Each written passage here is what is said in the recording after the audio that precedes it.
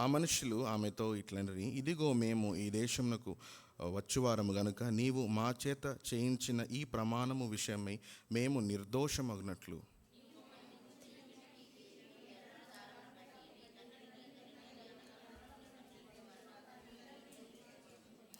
నీ ఇంటి ద్వారములలో నుండి వెలుపలికి వచ్చువాడు తన ప్రాణమునకు తానే ఉత్తరవాది, మేము నిర్దోషులు మగుదుము. అయితే నీ యొద్ద నీ ఇంటనున్న ఎవనికే గాని ఏ అపాయమైనను తగిలినెడలా దానికి మేమే ఉత్తరవాదులు.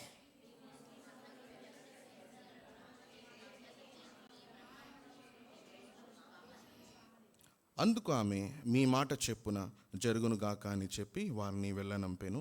వారు వెళ్ళిన తర్వాత ఆమె ఆ తొగరు దారమునకు కిటికీకి కట్టెను.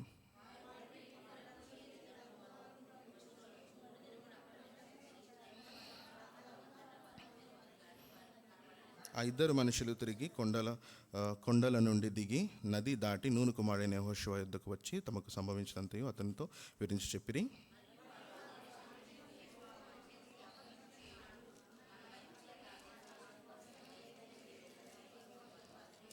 6వ అధ్యాయము యెహోషువ గ్రంథము 6వ అధ్యాయము 22 నుంచి 25 వరకు చదువుదాం.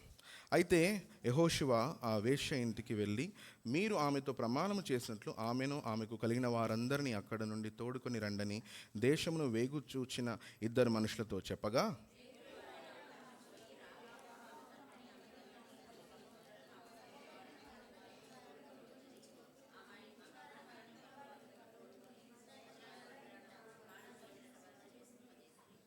అప్పుడు వారు ఆ పట్టణమును దానిలోని సమస్తమును అగ్నిచేత కాల్చివేసిరి. వెండిని, బంగారును, ఇత్తడి పాత్రలను, ఇనుప పాత్రలను మాత్రమే యెహోవా మందిర ధనాగారములో ఉంచిరి.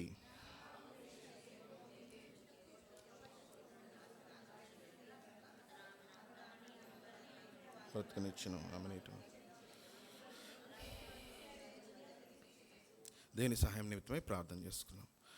తండ్రి, ఈ యొక్క ఉదయకాల సమయంలో మీకు బిడ్డలముగా తండ్రి, మీరు స్వర్గమిచ్చి సంపాదించండి మీ యొక్క సంఘముగా మేము చేరి రావడానికి ప్రభా మాకు చూపించిన కృపంతన్ని బట్టి మిమ్మల్ని స్తుతిస్తున్నాము. అయోగ్యులము, అపాత్రులము, ఎన్నికలైనటువంటి మమ్ములను ప్రభా మీరు ఏర్పాటు చేసుకొని మమ్మల్ని విడిపించి విమోచించి మీ యొక్క ప్రజలుగా మమ్మల్ని చేసుకున్నందుకు మేము స్తుతిస్తున్నాము. తండ్రి, ఈ యొక్క సమయంలో తండ్రి మీ యొక్క వాక్యాన్ని ప్రభా చదువుకోవడానికి ప్రభా మాకు సహాయం చేసిన కొందములు ప్రభా, దీన్ని మేము ధ్యానించడానికి మరి ఈ యొక్క తలంపులను మా హృదయంలో మా మనసులో నింపుకొని యథార్థముగా మిమ్మల్ని ఆరాధించడానికి మమ్మల్ని సిద్ధపరచవలసిందిగా పరిశుద్ధాత్మదేవ మీ మీద ఆధారపడుచు సహాయం కోరుచు యేసుక్రీస్తు ప్రభువారి శ్రేష్టమైన నామములో స్తుతించి ప్రార్థించడం వినిపించున్నాం తండ్రి, ఆమేన్. సో ఈ రోజున ఈ యెహోషువ గ్రంథము 2వ అధ్యాయంలో ఒక వ్యక్తిని మనము గమనిస్తూ ఆ వ్యక్తి గురించినటువంటి విషయాల్ని మనము చదువుతూ వచ్చాము. తానే రాహాబు. చూడండి, రాహాబు ఈ స్త్రీ యొక్క వృత్తి, ఈ స్త్రీ యొక్క గతాన్ని మనము గమనించినట్లయితే తను ఒక వేశ్య. అంటే తను పాపాత్మురాలైనటువంటి స్త్రీ, పాపాన్ని జరిగిస్తూ ఆ పాపపు క్రియల్ని చేస్తూ దానిలో నుంచి సంపాదిస్తూ తన కుటుంబాన్ని పోషిస్తుండేటువంటి వ్యక్తి. సో ఈ తన యొక్క గతాన్ని మనం చూస్తే it is a ruined past, అంటే చెడిపోయినటువంటి గతము. సో తన గతాన్ని గురించి మనము కొన్ని విషయాలు చూద్దాము. తర్వాత దేవుడు తనని ఏ విధంగా రిడీమ్ చేశాడు, అంటే విడిపించాడు, విమోచించాడు, రక్షించాడు. తర్వాత ఏ విధంగా తనకు ఒక ఫ్యూచర్ని, ఒక అందమైనటువంటి భవిష్యత్తుని దేవుడు ఏ విధంగా తనకు రివార్డ్ చేశాడు అనేటువంటి విషయాల్ని ఈ రోజున మనము ధ్యానించే ప్రయత్నం చేద్దాం. మొట్టమొదటిగా తన చెడిపోయినటువంటి గతము, హర్ రూయిన్డ్ పాస్ట్. ఎటువంటిది తన గతము? చూడండి, మనము మొదటి వచనంలో చూస్తే ఈ యెహోషువ వేగుల వారిని ఆ యొక్క యెరికో పట్టణంలోనికి వేగు చూడడానికి పంపించినప్పుడు వాళ్ళు ఎక్కడికి వచ్చారు చూడండి. మొదటి వచనంలో బయలుదేరి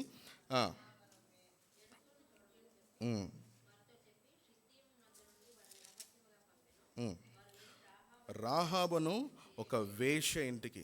చూడండి, షీఈ్ ఎ ఇమ్మోరల్ ఉమెన్. తన గుర్తింపు ఏంటి? ఆ పట్టణంలో తనకున్నటువంటి గుర్తింపు, తన ఒక పాపాత్మైనటువంటి స్త్రీ, ఒక వేశ్య. సో తను ఒక సిన్ఫుల్ లైఫ్ని, అనగా దోషభరితమైనటువంటి జీవితాన్ని జీవిస్తూ ఉండేటువంటి స్త్రీ. అంత మాత్రమే కాదు, తను ఉండేటువంటి ఇల్లు, తన నివాసం ఉండేటువంటి ఇల్లు ఎక్కడుందో చూడండి ఒకసారి. 15వ వచనము, ఆమె ఇల్లు పట్టణపు ప్రాకారం మీద నుండెను. ఆమె ప్రాకారము చాలు, ఆమె ఇల్లు పట్టణపు ప్రాకారం మీద ఉంది. ఆ ప్రాకారం అంటే చుట్టూ ఆ రోజుల్లో పెద్ద పెద్ద గోడలు ఉండేటువంటి, ఎరుకో గోడలు చాలా పెద్దవి. అంటే దాదాపు ఈ ఇంత వెడల్పు కన్నా ఇంకా చాలా ఎక్కువ ఉంటుంది. దాని మీద రథాలు అవి కూడా తిరగవచ్చు, అంత చాలా వెడల్పుగా ఉండేవి. సో తను ఉండేటువంటి నివాసము ఎక్కడుందంటే ఊరిలో లేదు, ఆ ప్రజల మధ్యలో లేదు, దూరంగా ఉంది తన యొక్క ఇల్లు. అంటే చూడండి, అక్కడ తనకు ఒక గౌరవం లేదు. వాళ్ళు ఏం చేస్తున్నారు, ప్రజలు అంటే తన్ని వారి యొక్క కోరికలను తీర్చుకోవడానికి వాడుకుంటా ఉన్నారు, కానీ తనకు విలువ లేదు. అక్కడ విలువ లేని స్థితి, దూరమైనటువంటి స్థితిలో తాను జీవిస్తూ ఉంది. అంత మాత్రమే కాదు, చూడండి ఉగ్రత, అనగా దేవుడు ఈ యొక్క పట్టణంలోనికి ఈ ఇశ్రాయేలు ప్రజలను వారిని స్వాధీనపరచుకోవడం పంపించేటప్పుడు మొట్టమొదటిగా అటాక్ జరిగేది ఎక్కడ?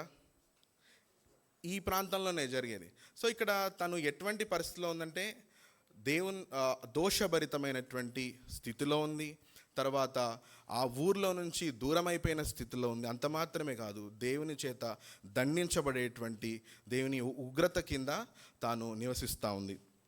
చూడండి, ఈ రెండిటి మధ్యలో, అంటే దేవుని చేత దేవుని యొక్క తీర్పు కింద ఉంది కనుక ఇటువంటి స్త్రీని దేవుడు ఏ విధంగా దేవుడు రక్షిస్తూ, ఆ ప్రాసెస్ ఎట్లా జరిగింది అంటే సింపుల్గా దేవుడు అంత సామాన్యంగా ఆమె రక్షింపబడలేదు. ఆ ప్రాసెస్ ఎట్లా జరుగుతూ వచ్చిందో చూద్దాము. రైట్, ఈ 2 నుంచి 14 వచనాల్లో మనం గమనించగలిగితే ముఖ్యంగా ఈ యొక్క 8 నుంచి కొన్ని వచనాల్లో తను కొన్ని స్టేట్మెంట్స్ చెప్తా ఉంది. తన మాటలు ఏంటనేది చూద్దాం. ఆ వేగుల వారు పండుకొన మునుపు ఆమె వారున్న మిద్దె మీదికి ఎక్కి వారితో ఈ విధంగా చెప్పింది, యెహోవా ఈ దేశమును మీకు ఇచ్చుచున్నాడని మీ వలన మాకు భయము పుట్టుననియు, మీ భయం వలన ఈ దేశవాసులందరికీ ధైర్యము చెడని నేను ఎరుగుదును. మీరు ఐగుప్తు దేశంలో నుండి వచ్చినప్పుడు మీ ఎదుట యెహోవా ఎర్ర సముద్రము నీరుని ఎట్లా ఆరిపోజేశాడో, యోర్దాను తీరంలో ఉన్న అమోరీల 2 రాజైన సీహోను ఓగునికి మీరు ఏమి చేశారో, అనగా మీరు వారిని ఎట్లా నిర్మూలం చేశారో ఈ సంగతి మేము వింటిమి. ఈ పాయింట్ అండర్లైన్ చేసుకోండి. ఏం చేసింది? వినింది. తర్వాత వినినప్పుడు మా గుండెలు కరిగిపోయాయి. మీ దేవుడైన యెహోవా పైన ఆకాశమందును క్రింద భూమి అందును దేవుడే, మీ ఎదుట ఎట్టి మనుషులకైనను ధైర్యమే మాత్రము ఉండదు. మొట్టమొదటిగా మనం గమనించగలిగితే ఇక్కడ దేవుడు తన గురించి తాను బయలుపరుచుకున్నాడు. ఏం చేశాడు దేవుడు? తన గురించి తాను బయలుపరుచుకున్నాడు. తన గురించిన విషయాలని దేవుడు తన దృష్టికి తీసుకొని వెళ్ళాలి. ఎట్లా తీసుకొని వెళ్ళాడు? తనకు ఎట్లా తెలిసింది? చూడండి, ఐగుప్తులో ఇశ్రాయేలు ప్రజలు ఉన్నప్పుడు దేవుడు వారిని విడిపించేటప్పుడు అనేకమైనటువంటి 10 తెగులను దేవుడు వారికి రప్పింపజేశాడు. ఒక్కొక్క తెగులు కూడా వారు ఐగుప్తులో ఉన్నటువంటి ప్రజలు పూజించేటువంటి ఒక్కొక్క దేవత కానీ దేవుడు. సో కనుక దేవుడు ఎక్కడ అటాక్ చేశాడంటే ఒక్కొక్క తెగులు పంపిస్తున్నప్పుడల్లా వారి యొక్క దేవుళ్ళ మీద దేవుడు అటాక్ చేస్తూ వచ్చాడు. సో ఈ విషయాలు దేవుడు ఎందుకు జరిగిస్తూ వచ్చాడు? అన్ని తెగుళ్ళు ఎందుకు? వారి దేవుళ్ళ మీద దేవుడు ఎందుకు అటాక్ చేస్తాడు? చూడండి ఒకసారి. నిర్గమాకాండము 9వ అధ్యాయము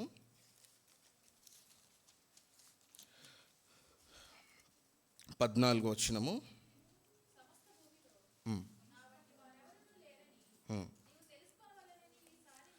సమస్త భూమిలో ఆయన వంటి ఎవరూ లేరు. తర్వాత 16వ వచనము.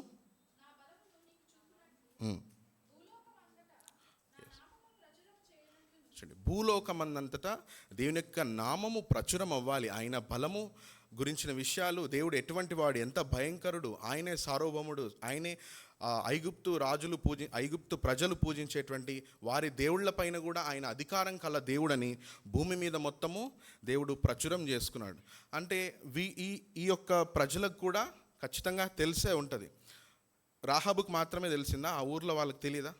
తెలిసింది. కానీ దేవుడు ఈ విధంగా తన గురించిన విషయాల్ని దేవుడు ఈ విధంగా ప్రచురం చేసుకున్నాడు, బయలుపరుచుకున్నాడు. ఆయన భయంకరుడని, అదేవిధంగా ఏ విధంగా వారి యొక్క దేవుళ్ళపైన దేవుడు ఏ విధంగా అటాక్ చేశాడని, తర్వాత ఎర్ర సముద్రం దేవుడు ఏ విధంగా పాయలు చేసి దేవుడు ఆ నీరుని ఆరిపోజేశాడు.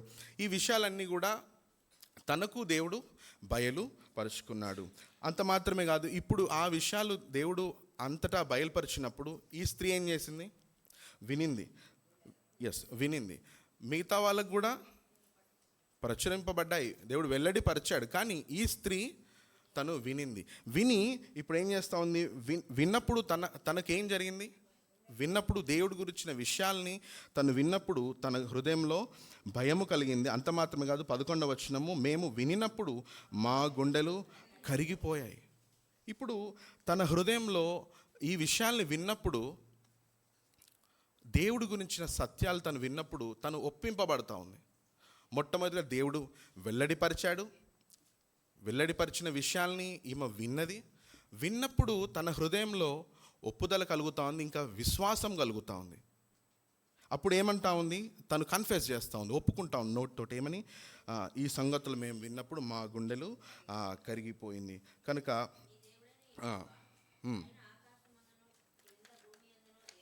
ఎస్.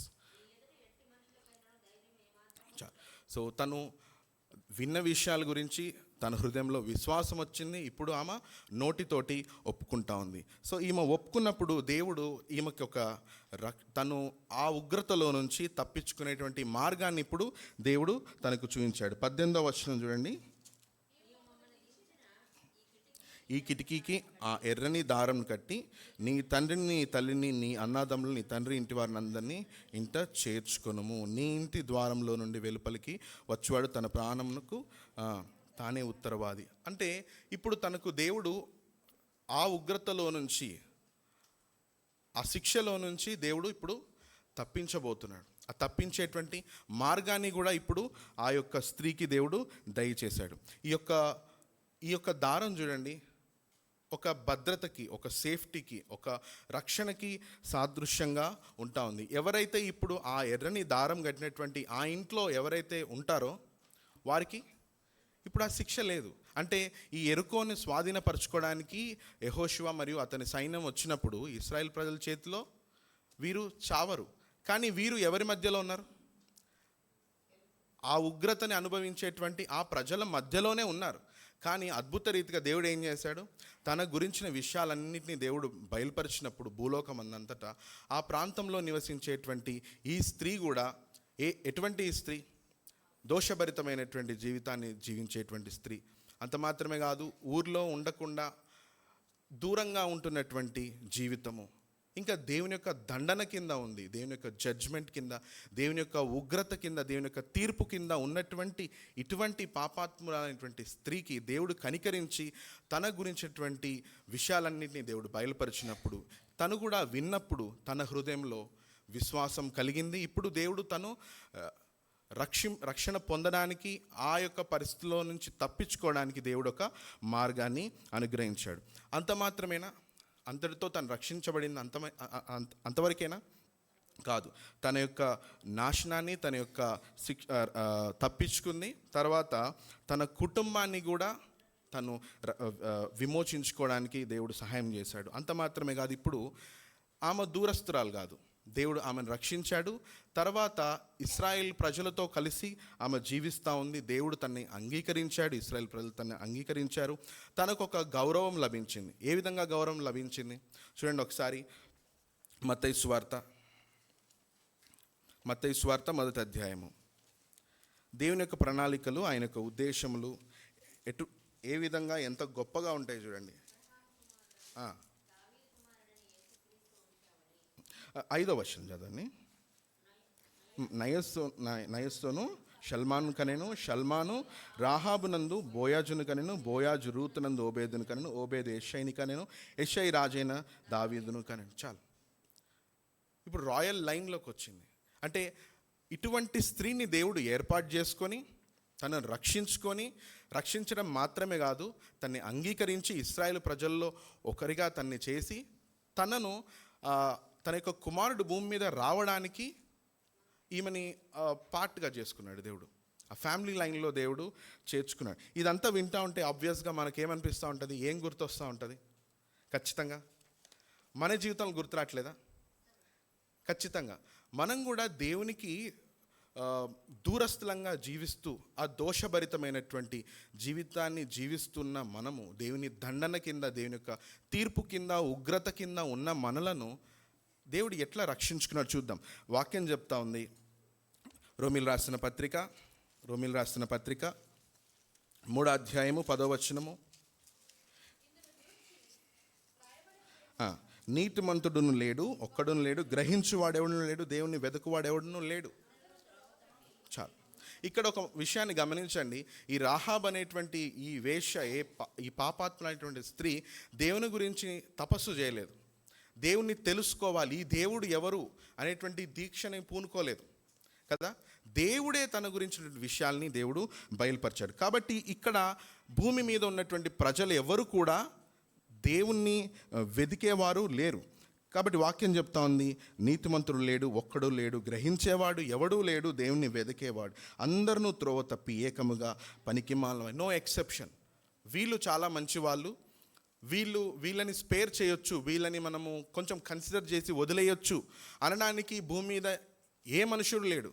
అందరూ అటువంటి దోషభరితమైనటువంటి జీవితాన్ని జీవిస్తూ దేవునికి దూరస్తులుగానే ఉంటూ దేవుని దండన కింద, ఆయన ఉగ్రత కింద ఉన్నవారే. ఇంకా వాక్యం చెప్తా ఉంది 3వ అధ్యాయము, ఇదే రోమీలు రాసిన పత్రిక 3వ అధ్యాయము 23వ వచనము. ఏ భేదమును లేదు, అందరూ పాపం చేసి దేవుడు అనుగ్రహించు మహిమను పొందలేకపోతున్నారు. ఎఫెసీయులు రాసిన పత్రిక కొన్ని వచనాలని చదువుదాము. ఎఫెసీయులు రాసిన పత్రిక 2వ అధ్యాయము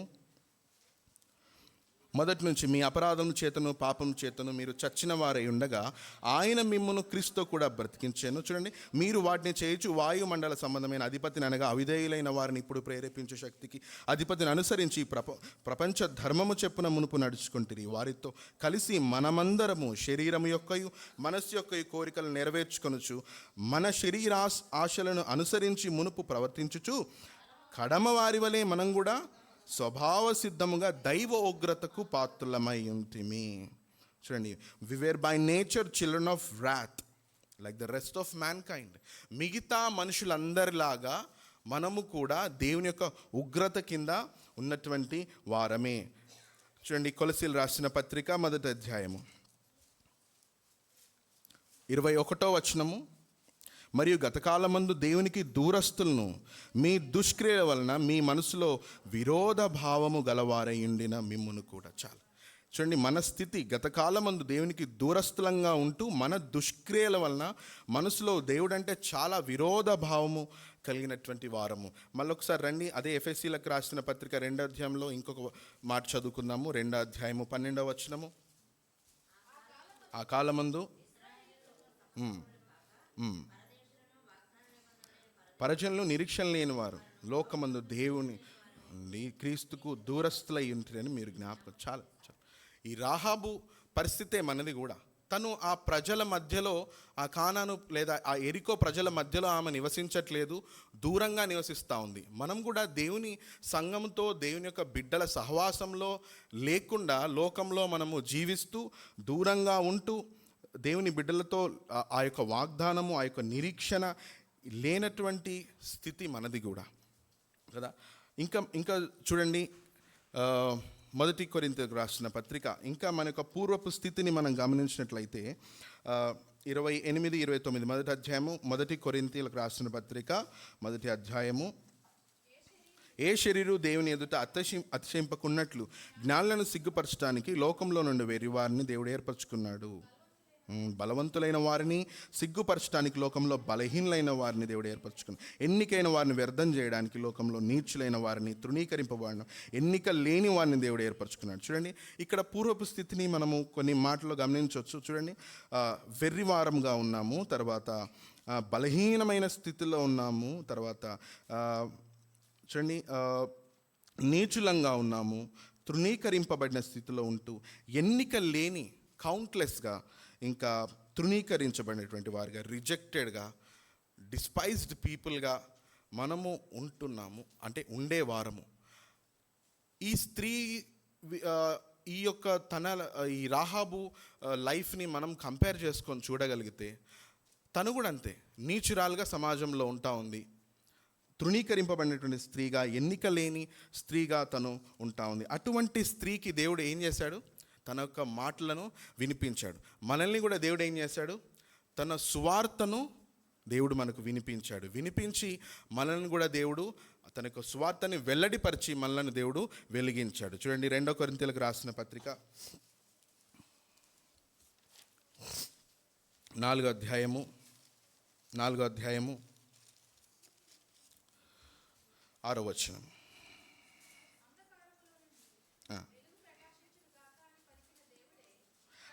తన మహిమను గూర్చిన జ్ఞానమును యేసుక్రీస్తునందు వెల్లడిపరచుటకు మన హృదయములలో ప్రకాశించను. చూడండి, దేవుడు తన యొక్క వార్తను అంటే సువార్తను, తన గురించినటువంటి జ్ఞానాన్ని దేవుడు తన కుమారుని ద్వారా మనకు బయలుపరిచినప్పుడు, ఆ వెలుగు ప్రకాశించినప్పుడు మన హృదయంలో అప్పుడు మనం వెలిగించబడ్డాము. చూడండి ఇంకొక మాట, రోమీయులకు రాసిన పత్రిక 10వ అధ్యాయము. ఈ అధ్యాయం అంతా కూడా వినటం గురించి, స్వార్థ ప్రకటించడం గురించి, విశ్వసించడం గురించి ఉంటా ఉంది. కానీ కొన్ని మాటలే చదువుకుందాము.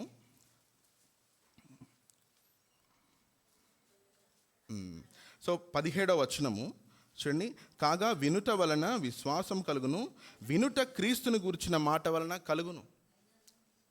మళ్ళీ ఒకసారి చూడండి, దేవుని ఉగ్రత కింద ఉన్నటువంటి మనలను దేవుడు విడిచిపెట్టకుండా, ఆ దూరమైన స్థితిలోనే మనల్ని ఉండనివ్వకుండా, తన గురించినటువంటి విషయాలను, సువార్తని క్రీస్తు ప్రభు ద్వారా మనకు దేవుడు వెల్లడిపరిచి మన హృదయంలో ప్రకాశింపజేశాడు.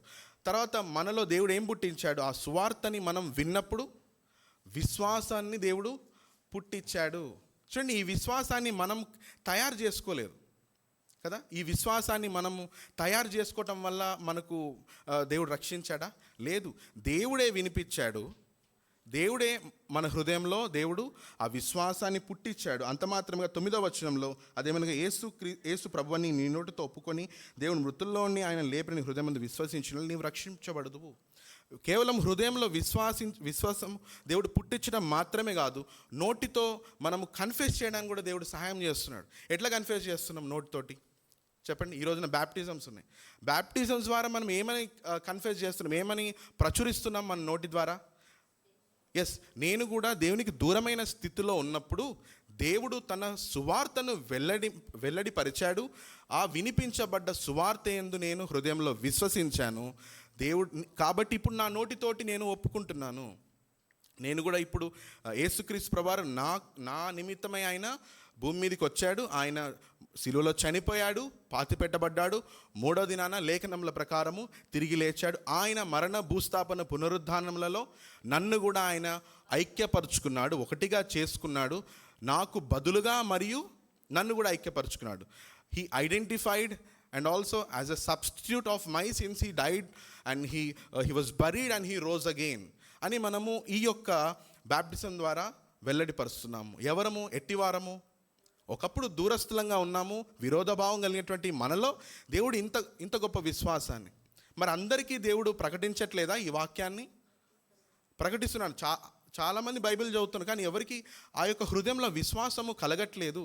కానీ దేవుడు మన హృదయంలో ఆ ఒప్పుదలను, ఆ కన్విక్షన్ని లేదా ఆ విశ్వాసాన్ని దేవుడు కలిగించి మనలాంటి వారిని దేవుడు రక్షించుకున్నాడు. ఎఫెసీయులకు రాసిన పత్రిక 2వ అధ్యాయము 8వ వచనంలో మనం చూడండి, మీరు విశ్వాసం ద్వారా కృపచేతనే రక్షించబడినారు, ఇది మీ వలన కలిగింది కాదు. ఎస్, కనుక మనల్ని దేవుడు ఏ సువార్తనైతే వినిపింపజేసి, ఏ సువార్త చేతనైతే మనలో విశ్వాసాన్ని పుట్టించాడో ఆ యొక్క విశ్వాసం ద్వారా మనము రక్షించబడుతున్నాము. ఏంటి మన విశ్వాసం యొక్క కేంద్రము? The objective of our faith ఏంటి? యేసుక్రీస్తు ప్రభువారు. దేని యందు మన విశ్వాసం ఉంది? యేసుక్రీస్తు ప్రభువారి యొక్క మరణ భూస్థాపన పునరుద్ధానముల యందు మన యొక్క విశ్వాసం ఉంది. మన విశ్వాసము ఆ యొక్క స్వార్థ మీద ఉంది. కనుక ఇటువంటి విశ్వాసాన్ని దేవుడు మనలో పుట్టించి కృపచేత ఆయన మనల్ని రక్షించుకున్నాడు. అంతేనా? అంత మాత్రమే కాదు. చూడండి, ఇందాక చదివినట్టు నీచులైనటువంటి వారిని దేవుడు ఎందుకు లోకంలో జ్ఞానులను ఆయన సిగ్గుపరచడానికి, లోకంలో చాలా గొప్ప వాళ్ళము అని చెప్పుకునే వారిని వ్యర్థులనుగా చేయడానికి, తృణీకరింపబడినటువంటి వారిని, ఇంకా రిజెక్టెడ్ పీపుల్ని, ఎన్నిక లేనటువంటి మనలాంటి నీచులను దేవుడు ఆయన ఏర్పాటు చేసుకున్నాడు. కనుక ఇటువంటి ఏర్పాటు చేసుకున్నట్టు మనము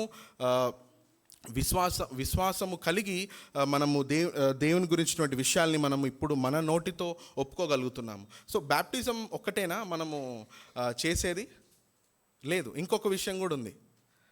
మనం సంఘంగా కలిసినప్పుడు చేసేది, మన నోటితో ఒప్పుకునేది ఇంకొకటి కూడా ఉంది. మనం బలలో పాల్పొందుతున్నప్పుడు కూడా మనం చేసేది ఏంటంటే, ప్రవ్వా నీవు నా ఒక్కడి కోసమే కాదు చనిపోయింది, ఇక్కడ ఉన్న మా అందరి కోసము నీవు చనిపోయావు. గతంలో నీవు మా నిమిత్తమై చనిపోయి పాతిపెట్టబడి తిరిగి లేచావని మేమిప్పుడు జ్ఞాపకం చేసుకుంటున్నాము. అంత మాత్రమే కాదు, భవిష్యత్తులో మా కోసం నీవు రాబోతున్నావని కూడా జ్ఞాపకం చేసుకుంటున్నాం. కనుక ఇటువంటి ఆయన గురించిన విషయాల్ని ఒప్పుకునేటువంటి స్థితిలోనికి కూడా దేవుడు మనల్ని తీసుకొని వచ్చాడు. కనుక ఈ యొక్క స్త్రీ రక్షించబడింది, నాశనాన్ని తప్పించుకుంది, తన కుటుంబాన్ని కూడా ఆమె విమోచించుకోగలిగింది. మనము ఇంట్లో ఒక్కళ్ళము నిజంగా దేవుని యందు విశ్వాసం కలిగి ఉన్నప్పుడు ఖచ్చితంగా మన కుటుంబాన్ని కూడా మనం ఆ విధంగా మనము దేవునిలోనికి నడిపించుకోగలము. అటువంటి సాక్ష్యాలు కూడా ఎన్నో ఉన్నాయి. అటువంటి అనుభవాలని కూడా దేవుడు మనకు అనుగ్రహిస్తున్నాడు. అంత మాత్రమే కాదు, ఒక న్యూ ఐడెంటిటీని కూడా దేవుడు ఆ స్త్రీకి అనుగ్రహించాడు. మనల్ని కూడా ఒకప్పుడు ఇందాక చదివినట్టు ఎఫెసీయులకు రాసిన పత్రిక 2వ అధ్యాయము 11 నుంచి విషయాలు చదివినట్లయితే, ఒకప్పుడు అన్యజనులంగా దేవునికి దూరస్తులముగా ఉన్నటువంటి మనలను నిబంధన లేని, వాగ్దానం లేనటువంటి పరజనులుగా, నిరీక్షణ లేని వారిగా, లోకమందు మనము దేవుడు లేని వారుగా ఉన్నప్పుడు మనల్ని దేవుడు ఏం చేశాడు? ఆ దూరమైన స్థితిలోనే ఉంచకుండా ఇప్పుడు తన రక్తము వలన మనల్ని సమీపస్తులుగా దేవుడు చేసుకున్నాడు. మన సమాధానమైనటువంటి శిక్షను ఆయన భరించాడు. మన మీద ఇంకా దేవునికి ద్వేషం లేకుండా మనల్ని దేవుడు ప్రేమించేటువంటి స్థితిలోనికి దేవుడు మనల్ని తీసుకొని వచ్చాడు. కనుక మనం కూడా దేవుని యొక్క శిక్షను మనము తప్పించుకున్నాము. రోమీయులకు రాసిన పత్రిక 8వ అధ్యాయము మొదటి వచనాన్ని మనం గమనించగలిగితే, కాబట్టి ఇప్పుడు క్రీస్తు యేసునందు ఉన్న వారికి ఏ శిక్షా విధి లేదు. మన మీద కూడా ఆ రాహాబ్ మీద ఉన్నటువంటి శిక్ష ఏ విధంగా తొలగించబడిందో మన మీద కూడా ఇప్పుడు దేవుని యొక్క శిక్ష లేదు. ఇంకా అంత మాత్రమే కాదు, ఒక నూతనమైనటువంటి ఐడెంటిటీని, ఒక న్యూ ఐడెంటిటీని, ఒక కొత్త గుర్తింపుని కూడా దేవుడు మనకు అనుగ్రహించాడు. ఎఫెసీయులకు రాసిన పత్రిక 1వ అధ్యాయాన్ని మనము ధ్యానించగలిగితే ఎన్నో ఆధిక్యతలను దేవుడు మనకు అనుగ్రహించాడు. చూడండి, కొన్ని మాటలు చదువుకుందాము. చూడండి, మొదటి నుంచి, మన ప్రభువైన అయిన యేసుక్రీస్తు యొక్క తండ్రి దేవుడు స్తుతింపబడును గాక. ఆయన క్రీస్తు యేసునందు పరలోక విషయంలో ఆత్మ సంబంధం ప్రతి ఆశీర్వాదం మనకు అనుగ్రహించాడు. ఎట్లనగా తన ప్రియుని యందు తాను ఉచితంగా మనకు అనుగ్రహించి తన కృపామహిమ కీర్తి కలిగినట్లు తన చిత్త ప్రకారమైన దయా సంకల్పం చెప్పున యేసుక్రీస్తు ద్వారా తనకు కుమారులనుగా స్వీకరించుకున్నాడు. మనల్ని ఏర్పరచుకున్నాడు, మనల్ని విమోచించాడు. ఈ విధంగా అనేకమైనటువంటి విషయాల్ని, ఆత్మ సంబంధమైనటువంటి ఆశీర్వాదాలని మనం గమనించవచ్చు. ఇంకా మనం దేవుని చేత యాక్సెప్ట్ చేయబడ్డాము. దేవుడు మనల్ని ఇప్పుడు కుమారులనుగా స్వీకరిస్తున్నాడు. ఎటువంటి వారిని? దూరస్థులముగా ఆయన యొక్క దండన కింద ఉన్నటువంటి మనలను, దోషములు పాపములు చేస్తున్నటువంటి మనలను దేవుడు ఇప్పుడు ఆయన తన కుమారుని ద్వారా అంగీకరించాడు.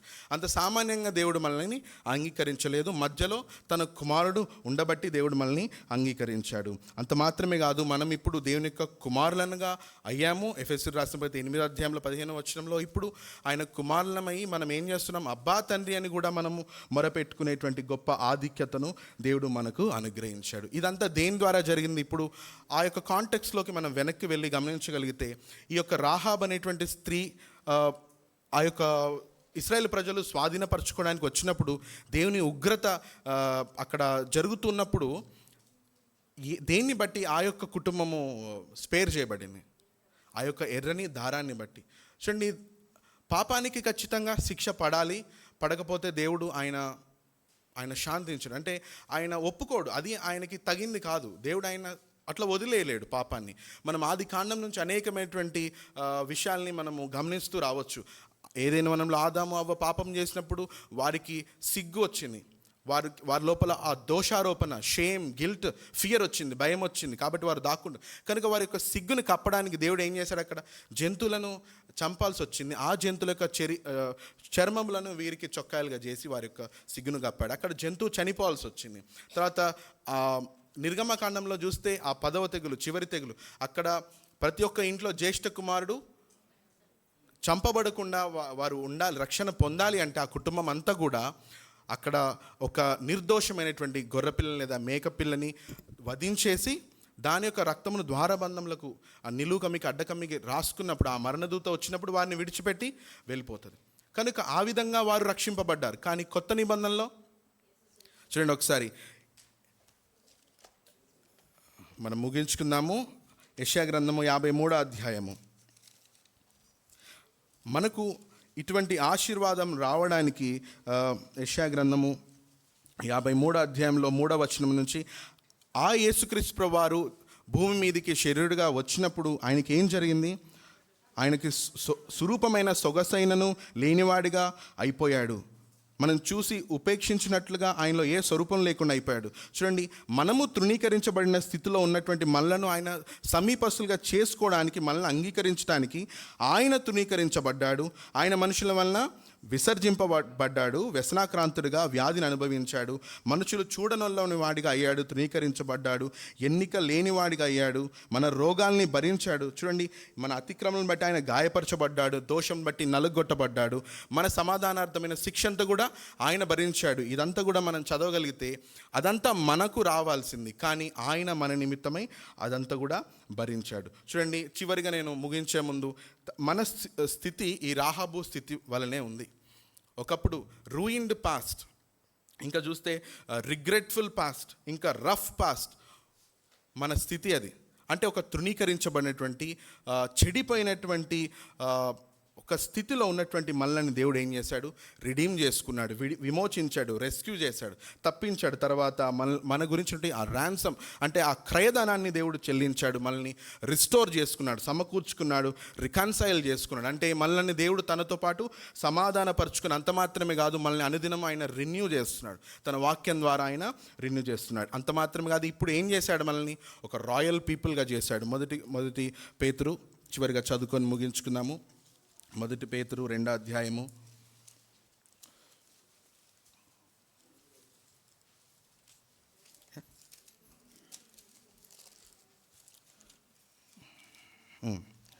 ఎస్ 2వ అధ్యాయము 9 నుంచి 11. అయితే మీరు చీకటిలోని ఆశ్చర్యకరమైన తన వెలుగులోనికి మిమ్మల్ని పిలిచిన వాని గుణాతిశయములను ప్రచురం చేయి నిమిత్తము ఏర్పరచబడిన వంశమును, రాజులైన యాజక సమూహం, పరిశుద్ధ జన్మ, దేవుని సొత్తైన ప్రజలుగా ఉన్నారు.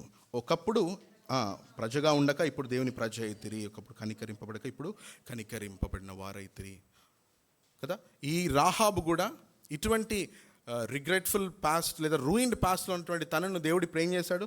రాయల్ లైన్లోకి తీసుకొని వచ్చాడు. తన కుమారును జన్మించేటువంటి ఆ లైన్లోనికి దేవుడు తీసుకొని వచ్చాడు. మనల్ని కూడా ఇప్పుడు దేవుడు రాయల్ పీపుల్గా చేశాడు. అంత మాత్రమే కాదు, రైచస్ పీపుల్గా కూడా మనల్ని చేశాడు. మనల్ని నీతిమంతులుగా ఆయన చేశాడు. అదే మనము రోమీలు రాసిన పత్రిక 6వ అధ్యాయము 24వ వచనంలో కూడా చూడొచ్చు. తర్వాత ఒకసారి చదివి ముగించుకుందాము. రోమీలు రాసిన పత్రిక 3వ అధ్యాయము 24వ వచనము. కాబట్టి నమ్మువారు ఆయన కృపచేతని క్రీస్తునందు విమోచనం ద్వారా ఉచితంగా నీతిమంతులని తీర్చబడుచున్నారు. నీతిమంతులంగా ఇప్పుడు మనము రైచస్ పీపుల్గా దేవుడు మనల్ని చేశాడు. ఇదంతా చేయడానికి ఎవరు కారణము? ఆ యేసుక్రీస్తు ప్రభువారు. ఆయన మన తృణీకారం అంతా కూడా ఆయన తీసుకొని, ఆయన తృణీకరించబడి మన నిమిత్తము ఆయన పాపముగా చేయబడి మనలను ఆయన విమోచించాడు. కనుక ఈ ఉదయకాల సమయంలో ఎవరైనా ఇంకా రక్షణ పొందని వ్యక్తులు ఎవరైనా ఉంటే విన్నటువంటి వాక్యం గురించి ఒకసారి ఆలోచించండి.